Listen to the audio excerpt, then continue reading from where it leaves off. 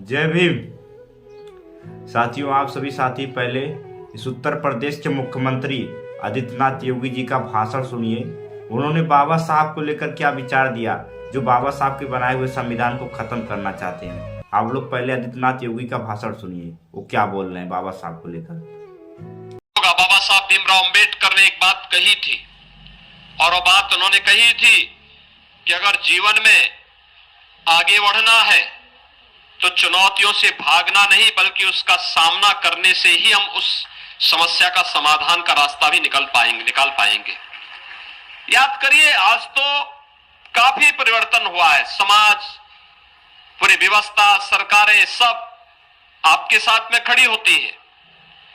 कालखंड कैसा रहा होगा जब बाबा साहब भीमराव अंबेडकर का जन्म हुआ होगा।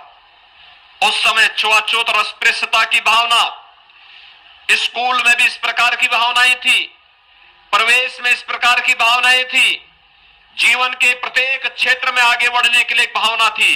लेकिन उन्होंने पलायन का नहीं, बल्कि जीवन में स्वयं से संघर्ष करने का रास्ता अपनाया और भगवान बुद्ध के अप दीपो भव के उस भाव को उन्होंने जीवन में अंगीकार करने का प्रयास किया।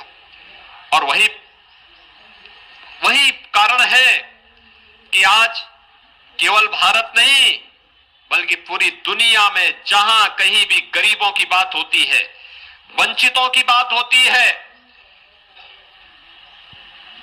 समाज के अंतिम पायदान पर खड़े हुए व्यक्ति की बात होती है, न्याय, बंधुता और समानता की बात होती है, वहां पर बाबा साहब भीमराव अंबेडकर का नाम बड़ी श्रद्धा और बड़े सम्मान के साथ वहां का प्रत्येक नागरिक लेता है। और इसलिए लेता है क्योंकि वह राह बाबा साहब भीमराव अंबेडकर ने हम सबको दिखाई थी। और उन्होंने एक बात जो कही थी, हमें कभी नहीं भूलना चाहिए, हम आदि से अंत तक सदैव भारतीय हैं। इस भाव को अपने जीवन का हिस्सा बना करके जब हम कार्य करेंगे, सफलता का मार्ग सदैव हमारे जीवन में चूमता हुआ दिखाई देगा। मैं अंबेडकर महासभा को इस बात के लिए हृदय से धन्यवाद देता हूं कि उन्होंने इस लंबी परंपरा को 1991 से लेकर के लगातार इसको आगे बढ़ाने का कार्य किया। जब बाबा साहब भीमराव अंबेडकर की शताब्दी वर्ष, जन्म जयंती का शताब्दी वर्ष पूरा देश मना रहा था, तब लोकसभा इस आयोजन के साथ जुड़ करके इस कार्यक्रम को आगे बढ़ाने का कार्य किया। और आज इन्हीं के प्रयासों का परिणाम है उत्तर प्रदेश सरकार लखनऊ में बाबा साहब भीमराव अंबेडकर का एक भव्य स्मारक और सांस्कृतिक केंद्र की स्थापना की कार्यक्रम को तेजी के साथ आगे बढ़ाने का कार्य कर रही है।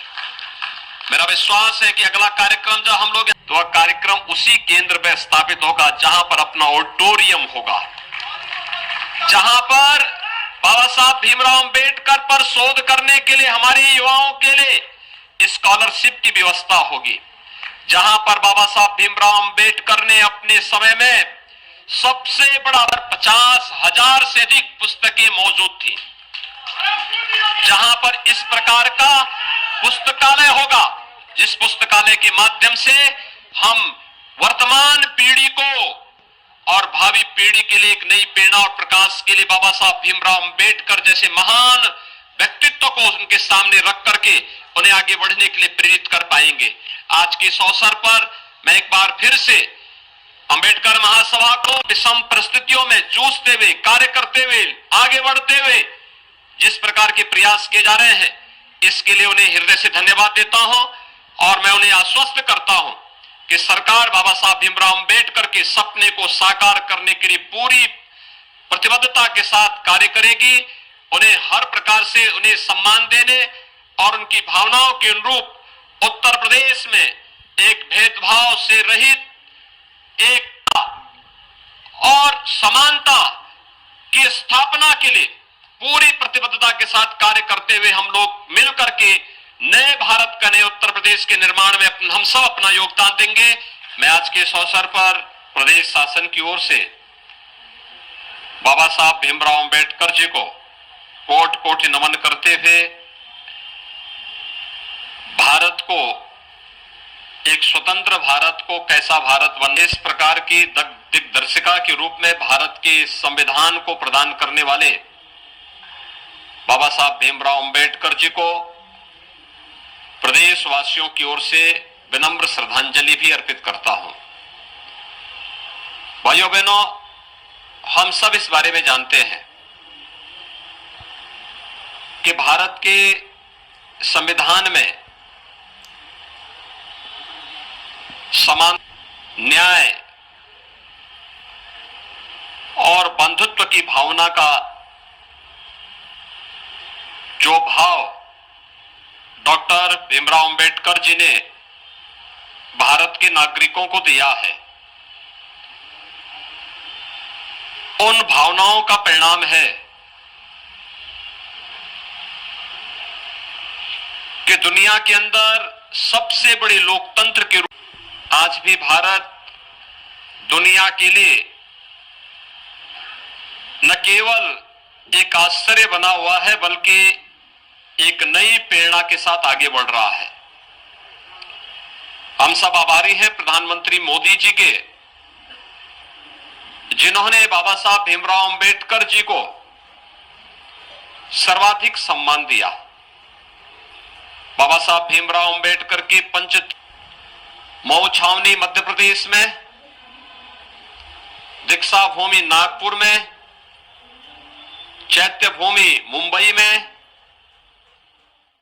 आप सभी साथियों ने सुना किस तरीके से उत्तर प्रदेश के मुख्यमंत्री आदित्यनाथ योगी ने बाबा साहब को लेकर क्या विचार दिया, बाबा साहब के संविधान को लेकर क्या बातें कही, बाबा साहब ने जो संविधान बनाया।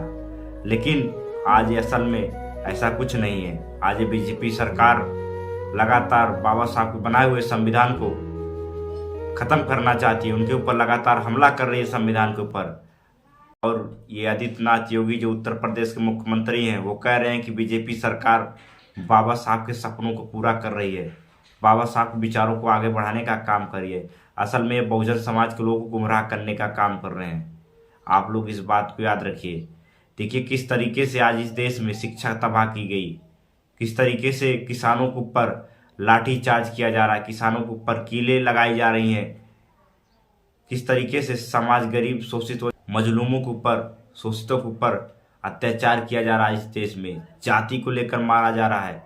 साथियों, आज इस देश में, आज इस उत्तर प्रदेश के मुख्यमंत्री आदित्यनाथ योगी कह रहे हैं कि हम लोग बाबा साहब के संविधान को पालन कर रहे हैं, बाबा साहब के विचारों को आगे बढ़ाने का काम कर रहे हैं। असल में बाबा साहब के विचारों को बढ़ाने का काम नहीं कर रहे हैं, बाबा साहब के विचारों को खत्म करने का काम कर रहे हैं। आप लोग इस बात को याद रखिए। आज ये लोग लोकतंत्र की बात कर रहे हैं, जबकि आज ये लोग लोकतंत्र खत्म करना चाहते हैं। आज जो आम जनता का सवाल था, मुद्दा था, आज उसको ये बीजेपी सरकार उस मुद्दे से भटका रही है। इनके खिलाफ जो भी बातें करता है बीजेपी सरकार के लोग, उसके ऊपर मुकदमा करते, उसके ऊपर जेल भेजने का काम करते हैं। तो कहाँ से लोकतंत्र जिंदा भी है? आज ये लोकतंत्र को भी खत्म करना चाहते हैं। आप लोग इस बात को याद रखिए। अब की बार इस बीजेपी सरकार को, निकम्मी सरकार को जड़ से उखाड़ने का काम करिएगा। जय भीम।